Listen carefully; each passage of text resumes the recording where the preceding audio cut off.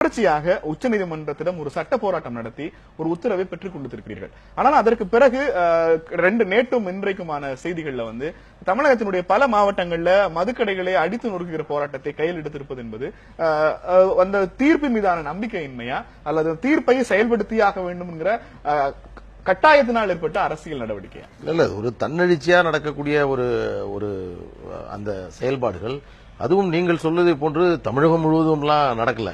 இல்ல, தமிழகம் முழுக்க பாமக என்னன்னா ஒரு சாதாரண சாமானியன் செய்யக்கூடிய சட்ட விதிமீறலை நாம் விவாதிக்கின்ற பொழுது அரசியல் சாசனத்தின் மீது சத்தியம் செய்து சட்டத்தின் ஆட்சியை நிலைநாட்டக்கூடிய ஒரு அரசு உச்சநீதிமன்றத்தினுடைய உத்தரவுக்கு விரோதமாக அந்த உத்தரவை தூக்கி எறிந்துவிட்டு அந்த சாராய கடையை நெடுஞ்சாலையில் நடத்துவதை என்னவென்று நாம் விமர்சிப்பது? அதற்கு என்ன பெயர்? அதற்கு நாம் எப்படி அதை சொல்வது? இந்த விவாதத்தில் ஐயா அவர்கள் மூத்த ஐஏஎஸ் அதிகாரி, மிக மதிப்புக்குரியவர். நான் இது ஒரு பொது அரங்கம், மக்களிடம் செல்லக்கூடிய செய்திகள். ஒரு நீதிமன்றம் தீர்ப்பு வழங்குகிறது, கள்ளச்சாராயம் வந்துடும் விட்டுருங்க, கஞ்சா போயிடும் விட்டுருங்க, சாராயம் வேணுமா வேணாமா, இதெல்லாம் நூற்றுக்கணக்கான முறை நாம் விவாதம் செய்து விட்டோம். அது அல்ல இன்றைக்கு விவாத பொருள். உச்சநீதிமன்றம் ஒரு விஷயத்தை ஆய்வுக்கு எடுத்துக்கொண்டு 150 வழக்கறிஞர்கள் கொண்ட மிகப்பெரிய பட்டாளம் மது விற்பனைக்காக நீதிமன்றத்தில் வாதாடி நீங்கள் சொன்னதை போன்று பல பிரச்சனைகளை விவாதித்து ஒரு நீதிமன்றம் சரத்து 142 கீழ் தீர்ப்பு வழங்கியதற்கு பிறகு அதை ஆய்வு செய்வதற்காக நேரத்தை செலவழிப்பதை விட்டுவிட்டு அதை எப்படி நடைமுறைப்படுத்துவது, இப்பொழுது நடந்து கொண்டிருப்பது சரியா தவறா என்பதுதான் ஒரு சரியான பொறுப்பான இந்த காலத்துக்கு தேவையான விவாதமாக இருக்க முடியும். என்னை பொறுத்தவரையில் இது அது வந்துரும் இது வந்துரும் அந்த விஷயத்தெல்லாம் ஒதுக்கி வச்சிருங்க. என்னுடைய ஒரே கேள்வி, வழிபாட்டு தலங்கள் பள்ளிக்கூடங்களுக்கு 100 மீட்டர் இடைவெளி என்று தமிழக அரசு எதன் அடிப்படையில் வைக்கிறது? ஏன் வைக்கிறார்கள்? அதனுடைய பொருள் என்ன என்றால், மது அருந்துவிட்டால் அந்த பகுதியில் செல்லக்கூடியவர்களுக்கு இடையூறு வரும், மது அருந்துவிட்டால் தன்னை மறந்து அவர்கள் நடந்து கொள்வார்கள், எனவே அந்த மக்களை பாதுகாக்க வேண்டும் என்பதுதான் இந்த 150. இந்த விதி உச்சநீதிமன்றத்தினுடைய தீர்ப்பு வருவதற்கு முன்பு இதே தமிழ்நாடு சில்லறை மது விற்பனை விதிகளுக்கு உட்பட்டு நெடுஞ்சாலையிலிருந்து எத்தனை கிலோமீட்டர் இருந்ததா ஐஏஎஸ் அதிகாரிகள் சொல்லணும்.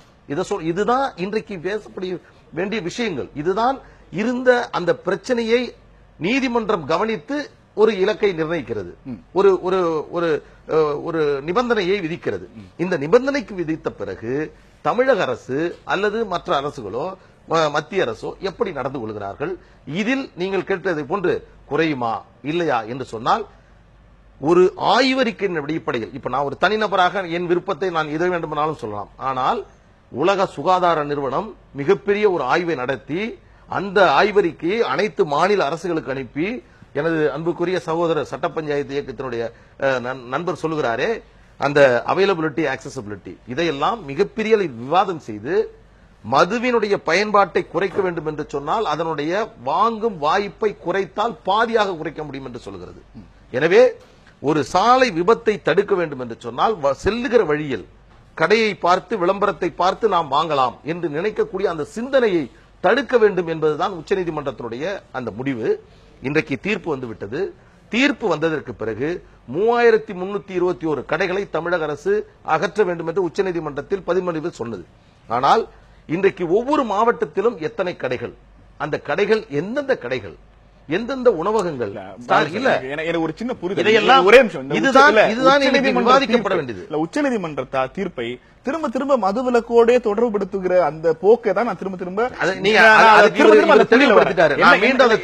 என்ன கேள்வினா, ஒரு 4 பேர் போகிற வாகனத்துல ஒரு நெடுஞ்சாலை ஓரமாக இருக்கிற ஒரு விடுதியில அவங்க மது அருந்துறாங்கன்னா, நீங்க நெடுஞ்சாலை ஓரத்தில் இருக்க ஒரு மது விடுதியில் மது அருந்துவதல்ல பிரச்சனை, மது அருந்து விட்டு நீங்கள் வாகனம் ஓட்டுவீர்களா இல்லையா அப்படிங்கறதான் பிரச்சனை. ஆனா நெடுஞ்சாலை ஓரத்துல மதுக்கடை இருக்கிறதே பிரச்சனைங்கிற மாதிரியான ஒரு தோற்றத்தை உருவாக்குறது குறித்து என்னுடைய கேள்வி. அதாவது வாகனம் மது அருந்து விட்டு வாகனம் ஓட்டக்கூடாதுங்கிற குறைந்தபட்ச சிவிக் சென்ஸை ஃபாலோ செய்ய வேண்டிய குடிமக்களை உருவாக்குவதற்கு பதிலாக வேற ஓடி ஒளிறதுக்கான ஒரு வாய்ப்பை உருவாக்க பொறுப்பான உங்களுடைய கேள்வி.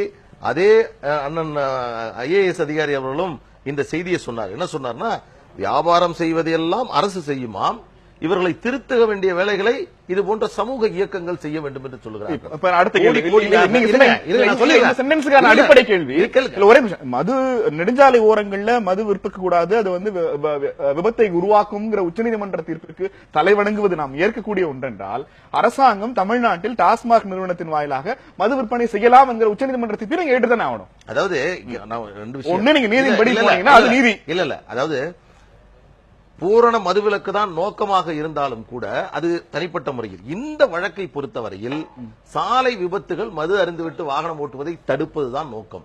எனவே அங்கிருந்து அப்புறப்படுத்த வேண்டும், அந்த இடத்தில் கடை இருக்கக்கூடாது என்பதை தான் நீதிமன்றம் விவாதத்திற்கு எடுத்துக்கொண்டு ஆலோசித்து இந்த தீர்ப்பை வழங்கியிருக்கிறது. அதை தாண்டி ஒரு மாநில அரசு மதுக்கடைகளை வைக்கக்கூடாது, வைக்க வேண்டுமா இல்லையா என்ற விவாதம் எழவில்லை. அதை தாண்டி இன்னைக்கு அவர் சொல்வதை போன்று மிகப்பெரிய வருவாய். எனக்கு உங்களுடைய நோக்கம் எனக்கு புரிகிறது. இப்ப நெடுஞ்சாலை ஓரங்கள், இப்ப சென்னை டு திருச்சி நெடுஞ்சாலையில் இருக்கிற பார்ஸ் எல்லாம் நீங்க எடுக்கிறீங்கன்னு வச்சுக்கோங்க. ஒரு அரசாங்கம் தனக்கு வருமானம் வந்து கொண்டிருக்கிற ஒரு அமைப்புல அந்த வருமானம் டிஸ்டர்ப் ஆகாம இருப்பதற்கு அந்த நெடுஞ்சாலைகள் ஓரங்கள்ல இருக்கிற விடுதிகளை ஊருக்குள்ள நீங்க சொல்ற கோவில், மருத்துவமனை, பள்ளி வளாகங்கள்ல இருந்து 100 மீட்டர் தொலைவில் திரும்பவும் ஒரு கடையை தான் திறக்க போகிறார்கள். இதன் அடிப்படையில எண்ணிக்கை சார்ந்து நீங்க குறிப்பிடுற மதுவிலக்கு சார்ந்து எப்படி இந்த பேலன்ஸ் உருவாகும்னு நினைக்கிறீங்க? இதுதான் நல்ல கேள்வி. ஏன்னா இந்த இப்பொழுது ஆட்சியில் இருக்கக்கூடிய கொள்கை ரீதியான முடிவு என்னவென்று சொன்னால், படிப்படியாக மதுக்கடைகளை நாங்கள் மூடுவோம் என்று சொன்னார்கள். சட்டத்துக்குட்பட்டு உச்சநீதிமன்றம் இப்பொழுது ஒரு தீர்ப்பை வழங்கியிருக்கிறது. இந்த 3321 கடைகளையும் அப்படியே நாங்கள் திறப்போம் என்று சொல்வது அந்த கொள்கைக்கு விரோதமானது. அதில் இவர்கள் இன்னொரு அது எப்படி விரோதமாக? ஆமா, படிப்படியாக அதுதான் நான் சொல்றேன். என்னன்னா 3000 கடையை மூடுறது ஒரு படி இல்ல. அது 500 மூடுறது தயவு செய்தியா. இதுல என்னன்னா எல்லாருமே தெரிந்தோ தெரியாமலோ என்ன சொல்லிடுறோம்னா திடீரென்றுங்கிற அந்த திடீரே இந்த வழக்குல கிடையாது. இந்த வழக்குல திடீர் என்பது 2013 தமிழக அரசு 3 ஆண்டுகள்ல 6 மாசத்துக்கு ஒரு முறை, வருஷத்துக்கு ஒரு முறை கணக்கு போட்டீங்கன்னா கூட இந்த எண்ணிக்கை வந்துடும். எனவே இது இவர்களுடைய அதை கவனிக்காதது, அதை பற்றி கவலைப்படாதது, அது எது வந்தாலும் பார்த்துக் கொள்ளலாம் என்று இருந்ததனுடைய விளைவு உச்சநீதிமன்றத்தில் கூட என்ன பண்ணாங்க கேட்டீங்கன்னா ரொம்ப வருத்தம். தமிழக அரசு இப்போ சகோதரி கூட நிச்சயமா இது தேவை, நல்ல விஷயம் என்ன சொல்றாங்க. இன்னைக்கு அதை பற்றி பொது விவாதம் தமிழக அரசு என்ன சொல்லுங்க, மதுவிலக்கு படிப்படியாக குறைப்போம் 2016 அறிவிக்கிறாங்க. அதுக்கு பிறகு 1000 கடை அவங்க இதுவரைக்கும் க்ளோஸ் பண்ணிருக்காங்க. இல்ல அததான் நான் சொல்றேன். அதாவது நீதிமன்றத்தில் சொன்ன காரணத்தை பாருங்க. நவம்பர் 28 வரை எங்களுக்கு வந்து கால நீட்டிப்பு வேண்டும். காரணம், நாங்கள் உரிமம் வழங்கி இருக்கிறோம். நீதிபதி கேட்டாங்க, யாருக்கு உரிமம் வழங்கியிருக்கீங்க, யாரு நடத்துறது? அரசாங்கமே நடத்துது. அரசாங்கத்துக்கு உரிமை கொடுக்குதா? அப்படி என்றால் எப்படியாவது வியாபாரம் செய்யணும், வருவாய் வர வேண்டும், இதை அப்படியே தொடர வேண்டும் என்று நினைக்கக்கூடியது. அப்படி பாத்தீங்கன்னா கொள்கைக்கும் நீதிமன்றத்தில் எடுக்கக்கூடிய நிலைப்பாட்டிற்கும் விரோதம் இருக்கு.